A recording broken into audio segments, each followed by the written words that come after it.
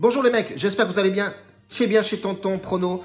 J'espère que tu es bien installé. On va envoyer aujourd'hui un combiné et un match en sec. Enfin non, même pas un match en sec, c'est un buteur en sec, pardon. Ça sera du côté de City contre West Bromwich, si ma mémoire est bonne. En tout cas, ça va être plutôt pas mal à jouer parce que voilà, les équipes comme ça à domicile, j'aime bien jouer les buteurs. Ils sont plus à l'aise, ils sont plus confortables à la maison. Et vu que c'est une équipe qui est bien plus supérieure et qu'ils ont pour la mission d'assurer le délire à la maison, je pense que ça va être un festival de buts, mais on peut se tromper. Effectivement, le football est fait de surprises. Les gars, sur la dernière vidéo, j'en ai pas fait une hier. On m'a proposé d'en faire une hier, mais j'ai refusé parce que je privilégie quand même le VIP. Il n'y a pas beaucoup de matchs. Donc, quand il n'y a pas beaucoup de matchs, je préfère me concentrer. Et d'ailleurs, on a bien fait parce que c'était un lundi au top. Ça change des lundis douilles, des lundis noirs, etc. On a rentré un match nul de Ligue 2 avec une cote à 3 et quelques qui était plutôt sympathique. Et on a rentré aussi un combiné avec un match remboursé si nul, mais on prend quand même une belle cote. Enfin, une belle cote. On prend quand même une cote et on prend du bénéfice sur un lundi. Et ça, c'est plutôt alléchant et ça fait plaisir aussi. Donc les mecs étaient vachement contents, le groupe se porte vraiment à merveille et ça je remercie tout le monde parce que c'est vous qui me donnez la puissance les mecs, hein, de trouver des matchs nuls, de la force, etc. Ça, en faisant du dialogue qu'on s'améliore et puis c'est tout bordel.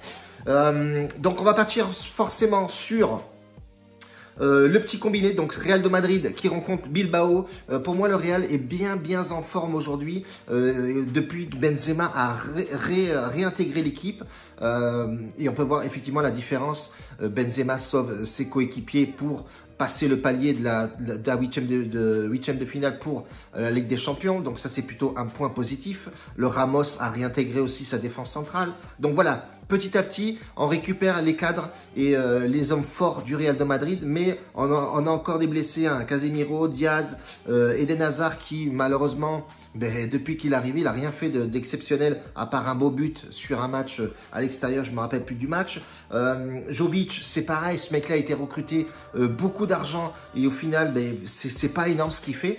Et Odegaard qui a joué un match qui était vraiment très bien, assez percutant au milieu de terrain, mais qui est blessé malheureusement. Donc le Real de Madrid pour moi, sur les 5 derniers matchs, c'est 3 victoires, 2 défaites. Et on voit Bilbao qui se déplace très mal aussi. Hein. Attention, hein, Bilbao, c'est 2 nuls et 2 défaites à l'extérieur. Real de Madrid a pas perdu depuis 2005 et c'est à souligner ça à domicile contre Bilbao. Donc c'est un plus. Et le Real a besoin de conserver. Voilà, à conserver en termes de classement, rester en tête devant le Barça, c'est très important pour Zizou.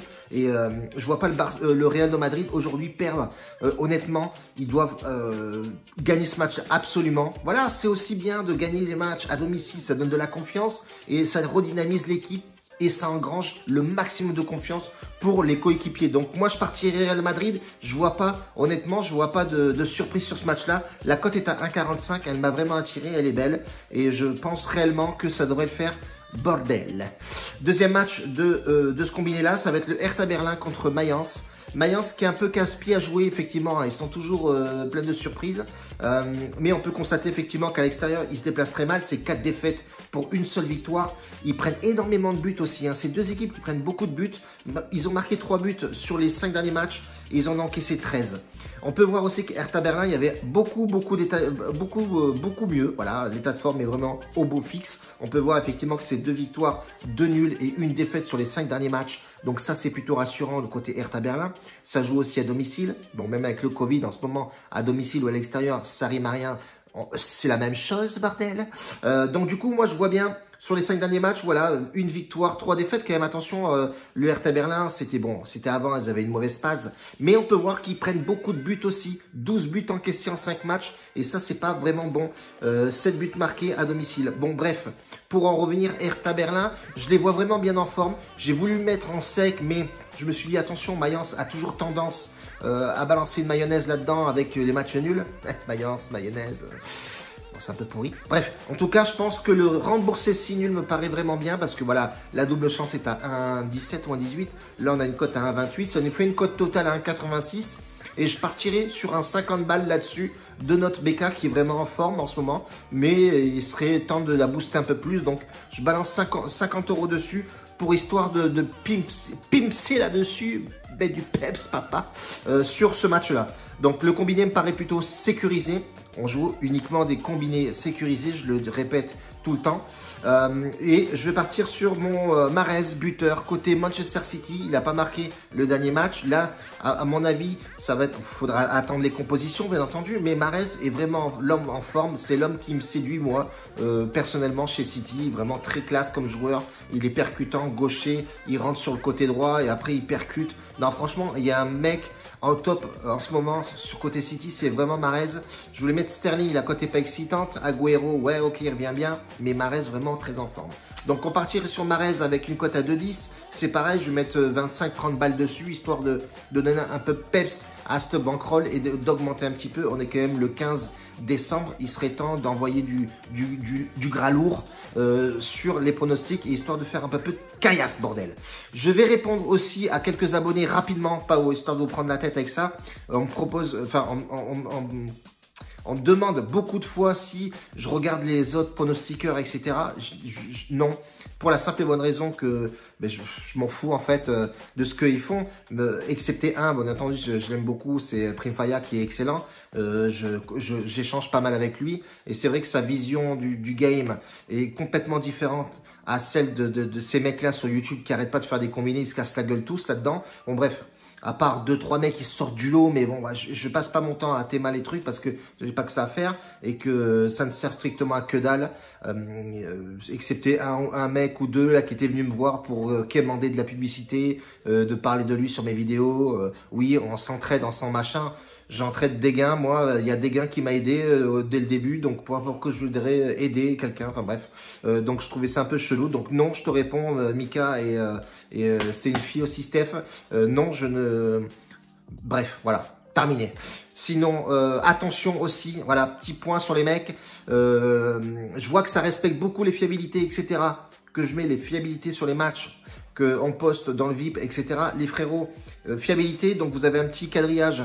Je vous ai fait un petit schéma avec les fiabilités, le pourcentage de mise, etc. Donc ça, je l'utilise beaucoup dans le VIP pour que les mecs puissent gérer leur BK tranquillement, sans péter un boulard à chaque fois, de mettre plus, moins, etc. Ils s'appuient où ils en sont. Mais ça ne sert strictement à que dalle, les frérots. Ça, je le disais hier à comment il s'appelle, à Christophe. Tu vas te reconnaître, c'est pour toi que je le dis. Ça ne sert strictement à rien à faire du bénéfice si on rentre un match nul, un machin, nana. Si toi, de ton côté, tu pètes un câble à un moment donné, tu vas jouer, miser sur une équipe sud-américaine à telle heure, je sais rien. Et qu'est-ce que tu penses, Aldo, machin, à 2 h du matin, frérot? Moi, je dors, je vois le message le lendemain matin et je vois que le match, en plus, que tu me dis, il n'est pas passé. Et en plus, tu as mis quasiment tout le bénéfice qu'on fait la veille pour le rebalancer dans un pronostic. Frérot, c'est pas comme ça qu'on gère une BK. C'est pas comme ça, les frérots. Il faut s'abstenir. Voilà, il faut s'abstenir. Voilà, c'est vraiment le bon mot. Abstenez-vous. Ça se dit ça? Oui. Tranquille, voilà, les mecs, on gagne, on fait du bénéfice. Stop. Fermez le compteur à 0. Bam, bam. Robinet fermé, cadenassé. Et vous jouez plus. Et vous attendez le lendemain. Ça sert strictement à rien à faire passer des cotes à 3 et quelques, à faire du bénéfice et que le mec il s'excite, oui je vais en faire plus et c'est comme ça que vous allez perdre les frérots.